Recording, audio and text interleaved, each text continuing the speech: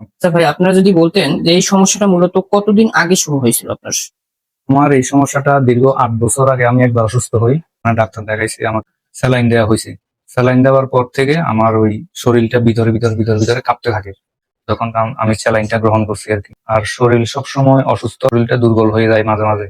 আর সবসময় মাথা ব্যথা থাকে, মাঝে মাঝে চুল পড়ে যায়, স্মরণ শক্তি কমে গেছে। আপনার হঠাৎ করে গায়ে জ্বর ভাব, মানে গরম একটা ভাব, এই ধরনের সমস্যাগুলো আমি বুঝতে পারছি।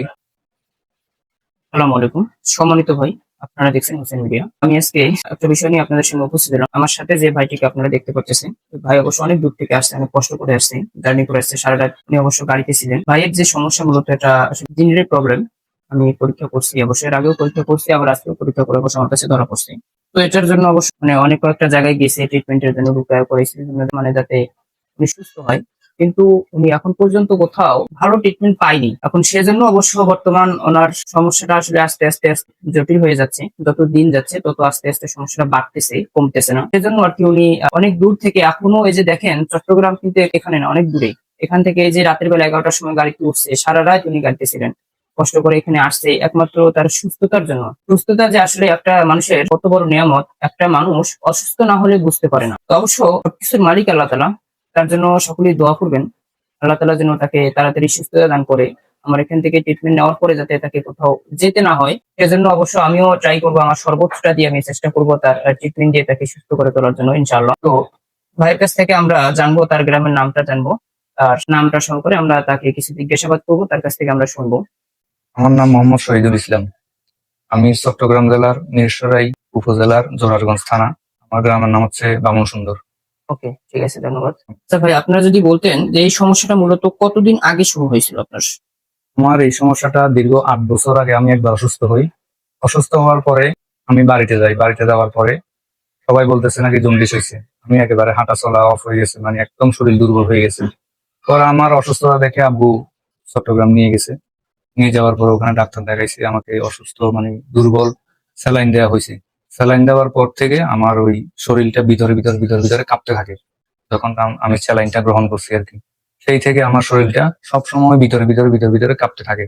আর শরীর সবসময় অসুস্থ অসুস্থ থাকে, একদম শরীরটা দুর্বল হয়ে যায় মাঝে মাঝে। আর সবসময় মাথা ব্যথা থাকে, মাঝে মাঝে চুল পড়ে যায়, স্মরণ শক্তি কমে গেছে। আর হঠাৎ করে গায়ে জ্বর ভাব, মানে গরম একটা ভাব, এই ধরনের সমস্যাগুলো আমি বুঝতে পারছি। তো ইদানিং আসলে সমস্যাগুলো বেশি জটিলতা হয়ে গেছে, আমি বিভিন্ন জায়গায় ছুটাছুটি করছি তার জন্য। তো ভাই দেখেন, যে উনি যে সমস্যাগুলোর কথা বললো, ওনার প্রথম যে সমস্যাটা থেকে শুরু হয়েছে, আপনারা হয়তো ভিডিওতে শুনছেন, উনি যে কথাটা বললো, মূলত ওনাকে যে প্রথমে স্যালাইনটা দিয়েছে, এটাই কিন্তু ওনার কাল হয়ে গেছে। ওনার যে সমস্যাটা, ওনার কিন্তু কাল হয়ে গেছে ওনার স্যালাইনটা দেওয়া। যদি কোনো ব্যক্তিকে জিনে আক্রমণ করে বা জিনের কোনো প্রভাব তার উপরে পড়ে, যদি দেখেন যে ওই লোকটার সমস্যাটা একটু সাধারণ রোগীর থেকে অন্যরকম দেখা যাচ্ছে, মানে তার অঙ্গি ভঙ্গি দেখে বোঝা যাচ্ছে যে তার আসলে সমস্যাটা একটু অন্যরকম হতে পারে। তো এরকম যদি কারো মানে সন্দেহজনক ওই রোগটা মনে হয়, তাহলে হুট করে তাকে কোনো সময়ের জন্য ডাক্তারের কাছে গিয়ে ইনজেকশন দিবেন না। কারণ ইনজেকশন দিলে কেন ক্ষতি হয়, ইনজেকশনের যে সুইটা, ইনজেকশনে কোনো ক্ষতি নাই, ক্ষতি হচ্ছে চিকন যে সুইটা। একটা বড় লাঠি দিয়ে আঘাত করবেন জিনগ্রস্ত রোগীকে, ওর কিচ্ছু হবে না, কিন্তু একটা সুই দিয়ে আঘাত করবেন, ওর শরীরে লাগবে। কারণ কি, ও সব থেকে, ও হলো মানুষের শিরায় শিরায় থাকে, মানে রগের ভিতরে সে মিশে থাকে, ব্লাডের সাথে মিশে থাকে। যখনই তাকে সুই দিয়ে হানবেন তখনই তাকে কিন্তু আঘাত লাগে, সেক্ষেত্রে সে কিন্তু কষ্ট পায়। আর এই কষ্ট পাওয়াতে ওই রোগীর উপরে প্রেশার ক্রিয়েট করে, এই জিনিসটা কিন্তু মাথায় রাখতে হবে। তো আমার এক পেশেন্ট, এর আগে আমি ট্রিটমেন্ট দিয়েছিলাম, আমি আজকে রাতে ট্রিটমেন্ট দিয়েছি, কিন্তু আগে এরকম অনেক বড় সমস্যা ছিল, ব্লাডেরও মানে এক ধরনের রোগ দেখা দিছে। তো সেক্ষেত্রে আমি তার ট্রিটমেন্ট দিলাম, ট্রিটমেন্ট দেওয়ার পরে সে সুস্থ হয়ে গেল, পরের দিনে সে পুরোপুরি সুস্থ হয়ে গেছে, একবারে তার শরীর একবারে ফুলে গেছিল, সুস্থ হয়ে গেছে। সে পুরা গ্রামে ঘুরছে, পাক না পাক জায়গাগুলোতে সব জায়গায় ঘুরে ফিরে আসছে। আসার পরে হঠাৎ করে তার শরীরে একটু মানে সমস্যা বাড়লো। আর এই সময় তারা ডাক্তার ডাকছে, আমাকেও জানায়নি তারা কিছু, কিন্তু ডাক্তার ডাকার পরে ডাক্তারের কাছ থেকে তারা ইনজেকশন পুশ করে নিয়েছে। তাকে যখনই দিছে, এরপর থেকে তার রোগটা আসতে যত সময় গেছে, ঘন্টার পর ঘন্টা তার সময় মানে রোগটা আরো বাড়ছে। তার শরীরে মানে অনেক বড় ভাবেই তার প্রেশার ক্রিয়েট করছে তার শরীরে। শেষের দিকে কিন্তু আসলে মুখ দিয়ে ফানা টানা বাইর হয়েছে, পরে আমাকে ডাকছে, সেটা অনেক পরে 4-5 ঘন্টা ওভার হয়ে গেছে তখন। ওই সময় কিন্তু ওই রুগীটা মারা গেছে। ওই রুগীটা একজন মহিলা রুগী ছিল।